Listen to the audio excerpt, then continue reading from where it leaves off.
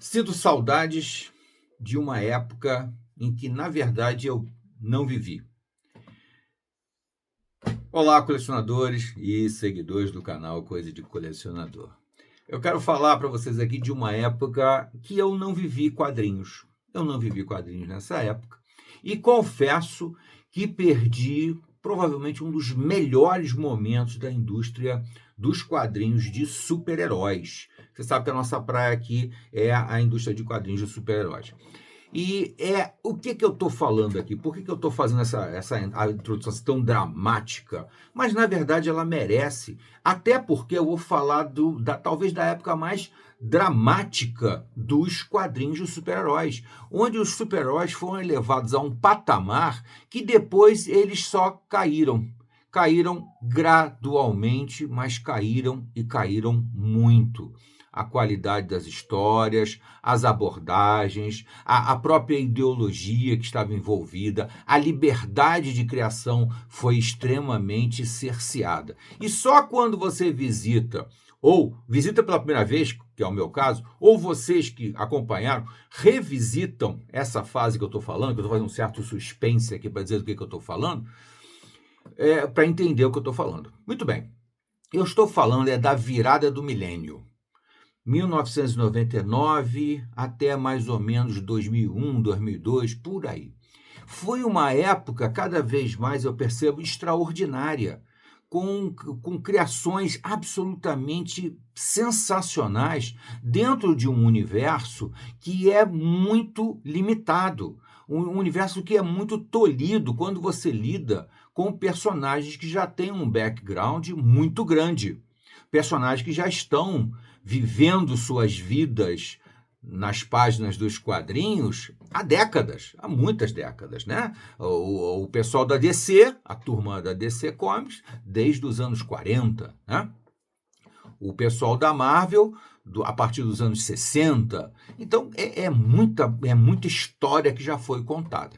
Infelizmente, a gente sabe que os anos 90 foram uma grande decepção, em sua grande maioria. Eu já pontuei alguns títulos dos anos 90 que são bons, mas na maioria, e principalmente no grupo dos super-heróis mais famosos, mais interessantes, então, a coisa andou muito mal, andou para trás mesmo, que fez com que muitos leitores de quadrinhos da época abandonassem os quadrinhos de super-herói, que foi o meu caso. Eu abandonei. Quando chegou no início dos anos 90, eu larguei a Marvel e a DC, fiquei lendo o Image, mas foi uma decepção profunda, e quando chegou no meio dos anos 90, eu tinha parado de ler quadrinhos. 95, por aí. Ainda continuei lendo Image um tempo, mas também as histórias da Image eram muito ruins, muito fracas, personagens nada além de repetições, de cópias de X-Men, de Homem-Aranha, de Batman, de Super-Homem, não tinham nada a acrescentar. E o que aconteceu? Quando chegou na virada do milênio, esse movimento decadente levou a uma grande ressurreição. Essa ressurreição aconteceu basicamente na Marvel Comics, quando surgiu aquele famoso título Dark Knights.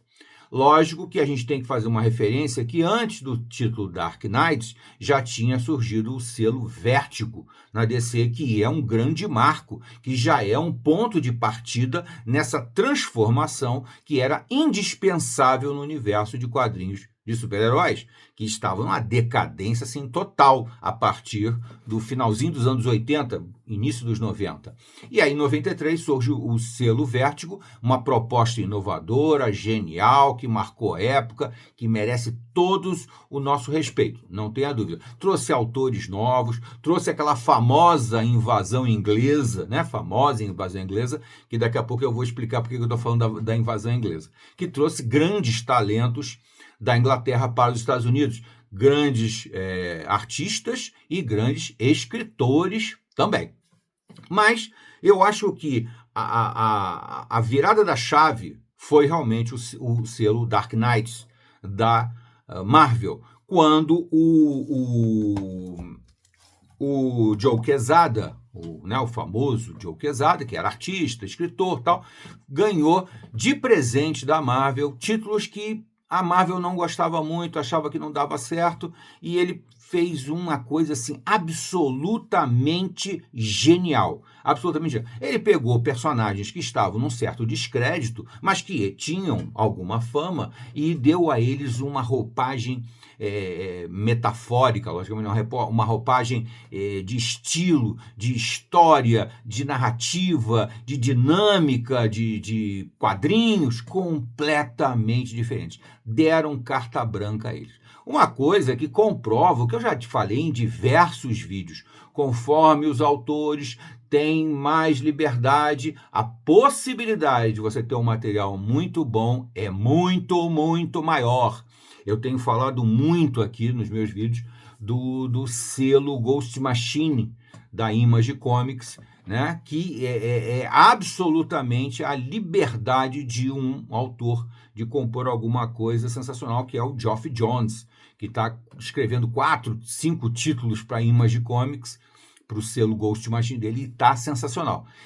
Na virada dos anos 2000, 99 para 2000, surgiu então o Joe Quesada e esse universo do Dark Knight da Marvel, que construiu histórias maravilhosas para personagens que a Marvel tinha meio que deixado de lado. Aliás, um fato que se repetia, porque um desses personagens era o Demolidor, que, na minha opinião, é um dos meus 5 personagens favoritos.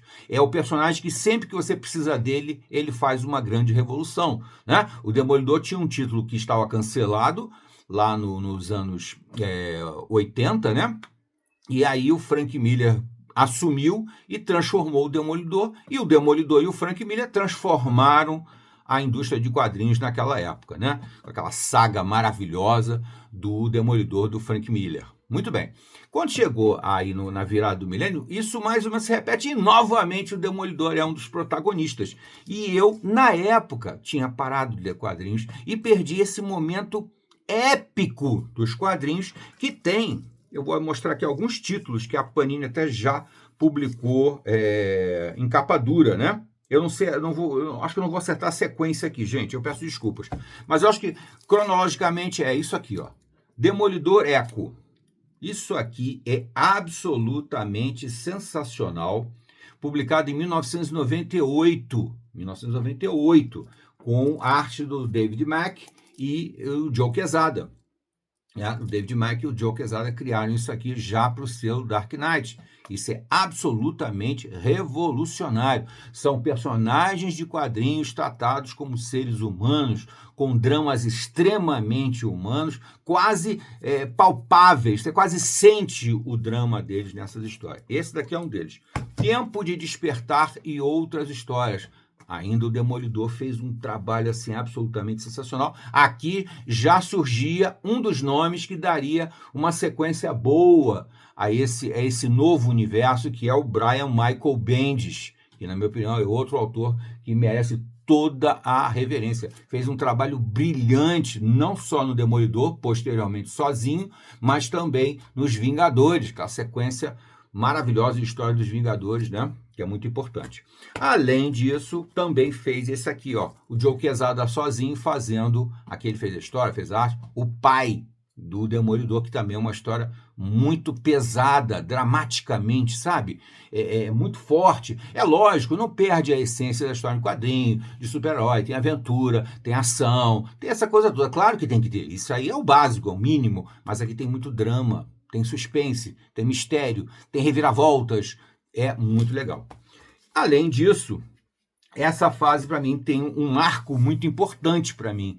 Aí é outra coisa particular. Porque depois do Demolidor, ou junto com o Demolidor, um dos meus personagens favoritos é o Raio Negro dos Inumanos. Raio Negro dos Inumanos.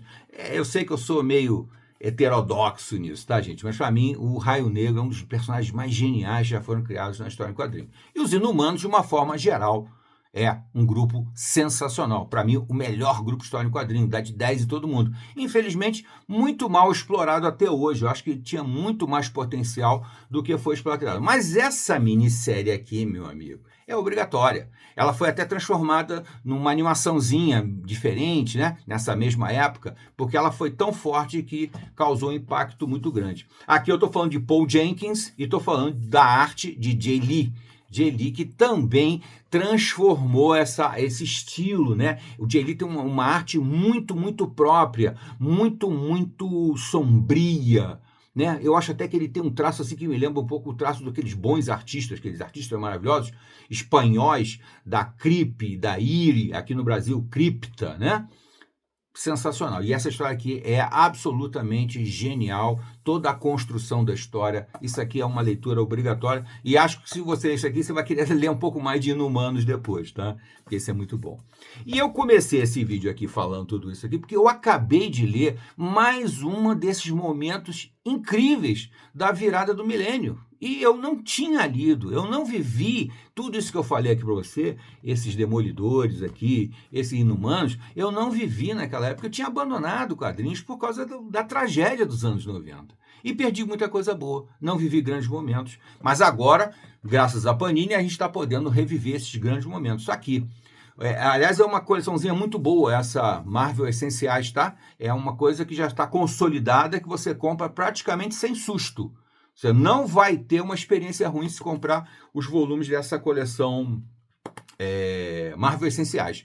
Logicamente, eu, além de olhar aqui a Marvel Essenciais, eu olho quem são os artistas, porque isso para mim é fundamental. E aqui você tem uma combinação explosiva de artistas. Quarteto Fantástico 1, 2, 3, 4. Com esse título já extremamente misterioso, né? 1, 2, 3, 4. Que porra de título é esse? Mas e aqui nós temos um cara que recentemente, um dos nossos seguidores aí tinha me pedido, faz um comentário sobre aí o Grant Morrison, que é um daqueles escritores ingleses da invasão inglesa à América nos anos 90. O Grant Morrison é um deles.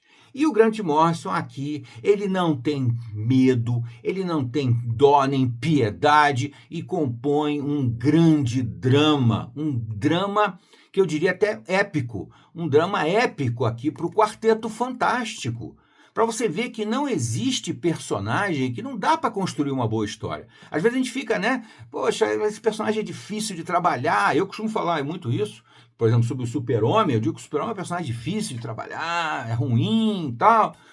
Eu falo do Thor também, eu falo isso. E o Quarteto Fantástico é aquele negócio. Já teve momentos assim absolutamente brilhantes do Quarteto Fantástico, né? Teve John Byrne no Quarteto Fantástico, foi absolutamente sensacional. Jonathan Hickman, vários momentos bons. Mas isso aqui é uma coisa assim, fora de cronologia, fora de sequência, mas é fantástico. É praticamente um épico interior, mas trabalha os 4 personagens de uma maneira muito apropriada, dando muita densidade a eles, muita personalidade. Você enxerga cada um dos 4, né? O Senhor Fantástico, a Mulher Invisível agora, né? Mulher Invisível, Tocha Humana e o Coisa, de uma maneira quase como se eu estivesse fazendo um raio-x da personalidade deles, do jeito deles. E você reconhece aquilo tudo que você já sabia sobre o Quarteto Fantástico e acrescenta algumas camadas. O Grant Morrison faz esse trabalho maravilhosamente bem. Ele consegue pegar personagens criados nos anos 60, 1961, com uma batelada de histórias de passado e tudo mais, e construir alguma coisa realmente nova, inusitada, diferente nessa história aqui. 1, 2, 3, 4. O que quer dizer 1, 2, 3, 4? É bom, Quarteto Fantástico, né? 1, 2, 3, 4. É 1, 2, 3, 4. E daí? Por que 1, 2, 3, 4? Né? É muito legal. E trabalhando o universo do Quarteto Fantástico com muito conhecimento. Tanto é que ele traz para cá personagens clássicos do Quarteto Fantástico. Ele traz o Doutor Destino, ele traz o Topeira e traz aqui o nosso amigo aqui, o Namor, que aí vem a ser o terceiro dos meus 5 personagens favoritos. Já falei do Demolidor aqui, já falei dos Inumanos e agora eu falo do Namor. Como eu falei, o meu gosto é meio heterodoxo, né? A participação do Namor aqui é absolutamente brilhante, muito interessante, muito bem bolada, tá? E é um material, uma história adulta, Não tem muito colorido, não tem muito gente pulando, saltando, fazendo coisas incríveis, não tem. É muito mais uma aventura psicológica, fortemente psicológica, com muito drama pessoal e uma narrativa muito sutil, muito discreta, mas muito aguda, muito intensa, que leva você a experimentar nessa história aqui. Realmente eu fiquei muito, muito impressionado com o Quarteto Fantástico 1, 2, 3, 4, nota absolutamente 10, e espero que mais títulos dessa fase do Dark Knights venham a surgir. Se eu não me engano, um outro título que era do Dark Knights, e eu ainda não li, mas vou até correr atrás para ler, é o Pantera Negra. Eu acho que é o Pantera Negra. Era o Pantera Negra, o Demolidor, os Inumanos, e aí eu não vou lembrar qual era. Eram 4 títulos, se eu não me engano. Acho que era o Justiceiro. Acho que era o Justiceiro. Então, é um material para ainda ser explorado e provavelmente deve estar saindo nessa coleção aqui, Marvel Essenciais. Tá, gente? Fica a dica aqui desse título aqui, que ele é até baratinho, porque ele é fininho e tal. São só 4 capítulos, uma minissérie em 4 capítulos, absolutamente extraordinária, com um grupo que já está aí há tantos anos e não surpreendia tanto como nesse volume aqui do 1, 2, 3, 4, com o mestre Grant Morrison, que eu vou fazer mais vídeo falando do Grant Morrison, tá, gente? Eu sei que o pessoal está pedindo. E a arte espetacular do Jay Lee, apesar, eu acho espetacular, mas não é o meu estilo favorito de arte, vocês sabem. O meu estilo é um pouco mais retratista, um pouco mais formal, é um pouco mais acadêmico, é um pouco mais cinematográfico, eu gosto mais daquela coisa mais parecida. Aqui não, o desenho do Jay Lee é um pouco mais estilizado, mas é um estilizado para carregar no sombrio, no dramático, no pesado, no denso.